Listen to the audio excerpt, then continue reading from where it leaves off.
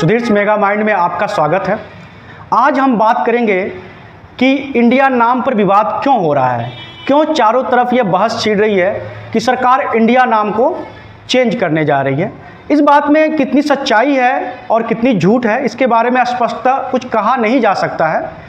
लेकिन सरकार के पिछले रिकॉर्ड को देखते हुए जिस तरह उन्होंने सड़कों का, राजमार्गों का, शहरों का आदि, प्रेस का आदि का नाम, जो लाइब्रेरियों का नाम उन्होंने जो जिस तरह चेंज किया है, उस हिसाब से देखा जाए तो बहुत संभव ये लग रहा है कि संभवतः वो इंडिया नाम चेंज करने जा रही हो।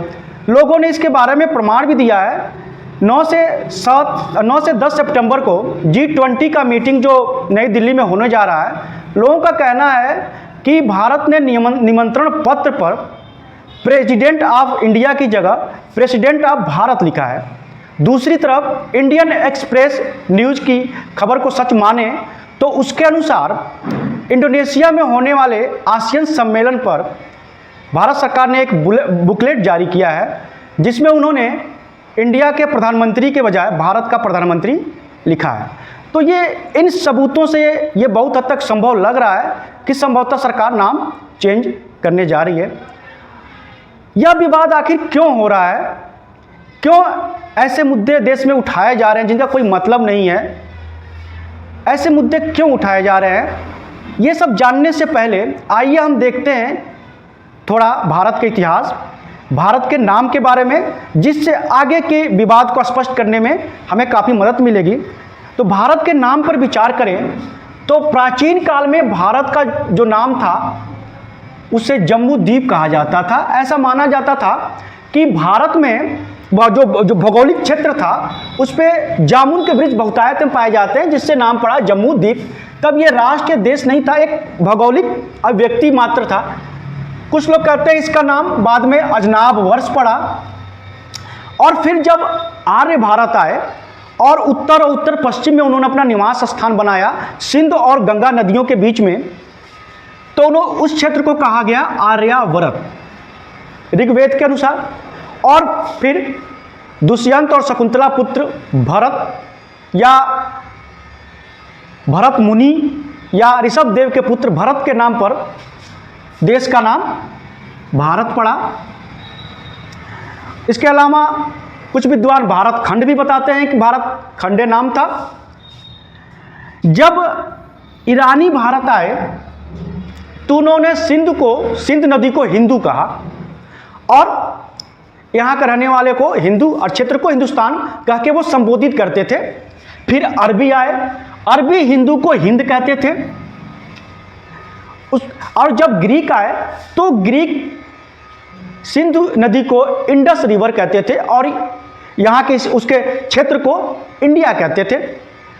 वो संबोधित करते थे। उस समय देश का नाम नहीं पड़ा था, यानी प्राचीन काल में अपने देश को भारत कहा जाता था, आर्यव्रत, भारत खंडे आदि नामों से संबोधित किया था। मध्यकाल में इसका लोकप्रिय नाम था अपने देश का हिंदुस्तान।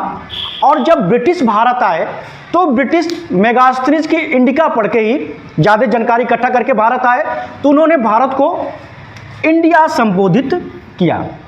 और जब देश आज़ाद हुआ और संविधान का निर्माण हुआ तो 1949 में आर्टिकल 1 में संविधान में लिखा गया India that is Bharat. India जो कि भारत है, यानी हमारे देश का दो नाम है, इंडिया और भारत, जो एक दूसरे के समानार्थी हैं।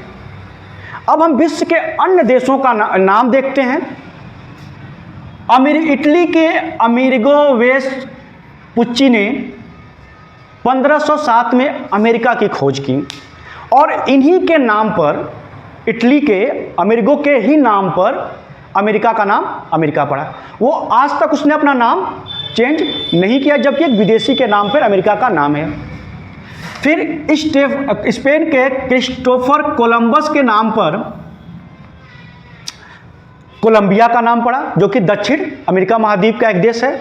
लेकिन स्पेन के कोलंबस के नाम पर उसका नाम है, उसने भी अपने नाम को अभी तक चेंज नहीं किया। स्पेन के ही फिलिप द्वितीय के नाम पर एशिया के देश और हमारे पड़ोसी, नियर पड़ोसी फिलीपींस का नाम पड़ा, लेकिन उसने भी अपने नाम को नहीं चेंज किया, जबकि एक विदेशी के नाम पे उसका नाम पड़ा। बांग्लादेश का नाम भी हमारे बंगाल से ही निकलता है, उसने भी अपने नाम को चेंज नहीं किया।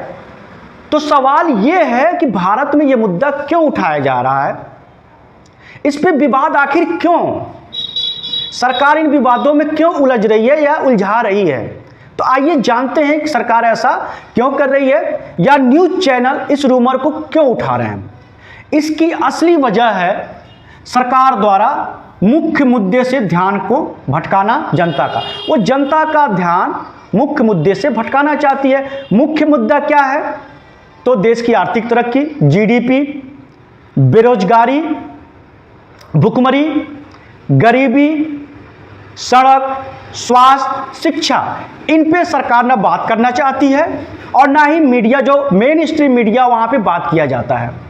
बात ऐसे मुद्दे पे किया जाता है जिसका कोई मतलब नहीं होता है, बेकार के मुद्दे होते हैं जो सिर्फ कुछ वर्ग की भावनाओं को संतुष्टि पहुंचाते हैं, उनका कोई तार्किक मतलब नहीं होता है। एक युवा को रोजगार की आवश्यकता होती है, उसे नाम की आवश्यकता नहीं है। अगर नाम से फर्क पड़ता ना तो हर गरीब देश अपना नाम अमेरिका रख लेता और हर माँ बाप अपने बच्चे का नाम Cristiano Ronaldo, Tom cruise, Sachin Tendulkar, Shahrukh Khan रख देते। लेकिन नाम से कोई फर्क नहीं पड़ता है, काम से फर्क पड़ता है।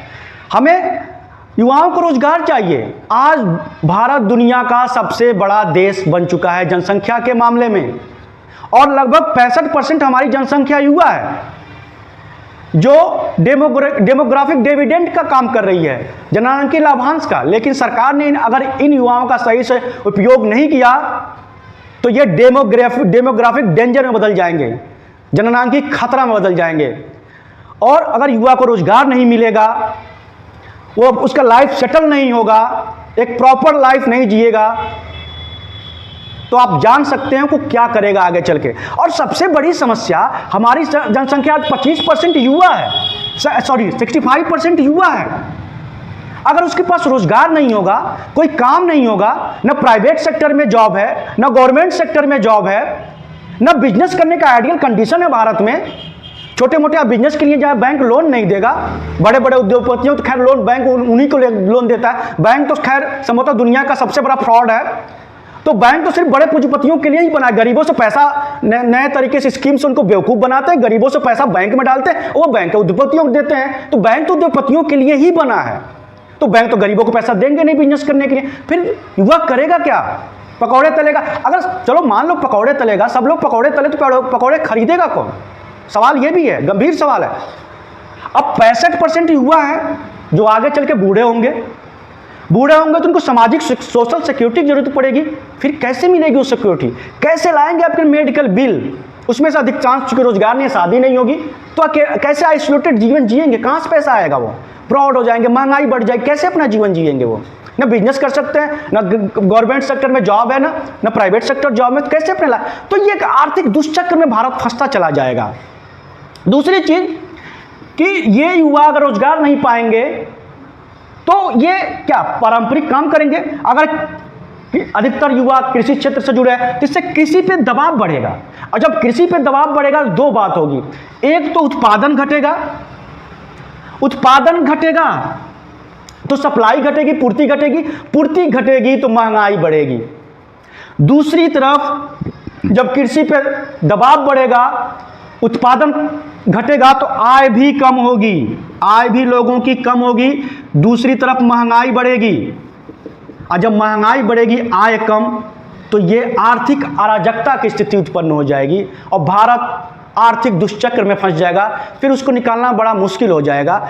इसलिए सरकार को विकासोन्मुखी बात करनी चाहिए, विकासोन्मुखी कार्य करना चाहिए। मैं किसी पार्टी का सपोर्ट यहाँ नहीं कर रहा हूँ, न विरोध कर रहा हूँ। मैं बस आर्थिक स्तर से देख रहा हूँ सरकार की नीतियों को, इसलिए मैं सरकार की नीतियों को अपोज कर रहा हूँ। बाकी मुझे सरकार से कोई लेना देना नहीं है कि किसी की भी सरकार, कोई भी सरकार होती तो मैं आर्थिक लेवल पर जरूर क्रिटिसाइज करता। और सबसे बड़ी बात, अपनी कमजोरियों को छुपाने के लिए ऐसा किया जा रहा है, ऐसा एक्सपर्ट मानते हैं। और ऐसा एक्सपर्ट मानते हैं कहीं पे निगाहें और कहीं पे निशाना है। मतलब अक्सर जनता को झुंझुना दे दिया जाता है, लो इस पे बात करो, उसके आड़ में कुछ और काम किए जाते हैं। तो ये बहुत ऐसा, ये पॉलिटिक्स ना बहुत ही पुरानी है, हजारों साल पुरानी पॉलिटिक्स है। ये कोई नई पॉलिटिक्स नहीं है, ये हजारों साल पुरानी पॉलिटिक्स है जो कि, लेकिन इसका कोई मतलब नहीं है ना। हम एक देश में रहते हैं, तरक्की चाहते हैं, और इकोनॉमिक्स का रूल है सबके तरक्की में ही सबका तरक्की होगा। क्योंकि अगर मैं बेचता हूं, सामने वाले के पास खरीदने के लिए पैसा होगा तभी मुझसे खरीदेगा, और उसके पास पैसा नहीं है तो क्यों खरीदेगा। तो हम एक इंटरलिंक हैं, जुड़े हुए हैं, अर्थव्यवस्था में कोई आइसोलेटेड तरक्की नहीं कर सकता है। और अब बात करें सबसे महत्वपूर्ण प्रश्न पे, खर्च पे, कि कितना खर्च आएगा अगर इंडिया नाम चेंज किया जाता है।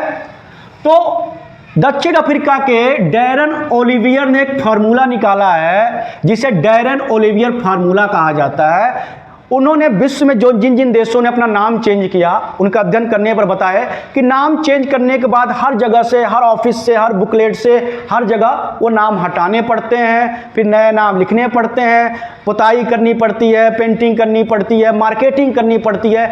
इनमें हजारों करोड़ रुपए खर्च होंगे।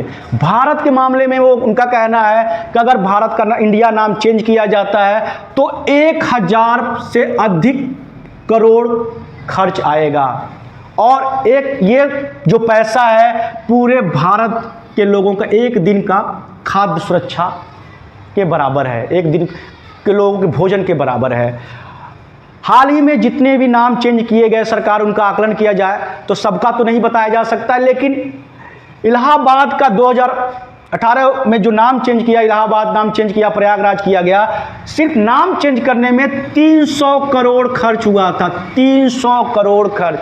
अगर ये पैसा बेरोजगारी दूर करने में किया जाता तो आज युवा के पास नौकरी होती, सेटल्ड लाइफ होता, सब लोग आसपास खुश होते, माँ बाप भी खुश होते, और सबसे बड़ी बात उसकी खरीदारी बढ़ती, दुकानों पे खरीदारी करने जाता, उनकी आय बढ़ती, फिर वो खरीदारी करते, उनकी आय बढ़ती। इस तरह हमारा जीडीपी बढ़ता और सभी लोग खुश रहते। सरकार को ये सोचना चाहिए, आर्थिक स्तर पे सोचना चाहिए, क्योंकि सरकार और प्रजा के बीच, लोकतंत्र में सरकार जो होती है एक समझौते का परिणाम होती है। प्रजा और सरकार के बीच एक समझौता हुआ है कि सरकार एक गार्जियन की तरह है और सबको उसको एक आंख से देखना चाहिए और सबकी तरक्की करनी चाहिए। वो कोई सीईओ नहीं है, कोई कंपनी नहीं है, उसका काम है देश का तरक्की करना। तो मैं चाहता हूं कि आप भी इस बारे में सोचें और अपनी राय कमेंट बॉक्स, आप क्या सोचिए तो मेरा पॉइंट ऑफ व्यू, मेरी सोच है, आपकी क्या सोच है, अपनी सोच कमेंट बॉक्स में जरूर लिखिए। और अभी तक आपने मेरा चैनल सब्सक्राइब नहीं किया है तो मेरे चैनल को सब्सक्राइब कीजिए, लाइक कीजिए, शेयर कीजिए। Have a great day. Thank you.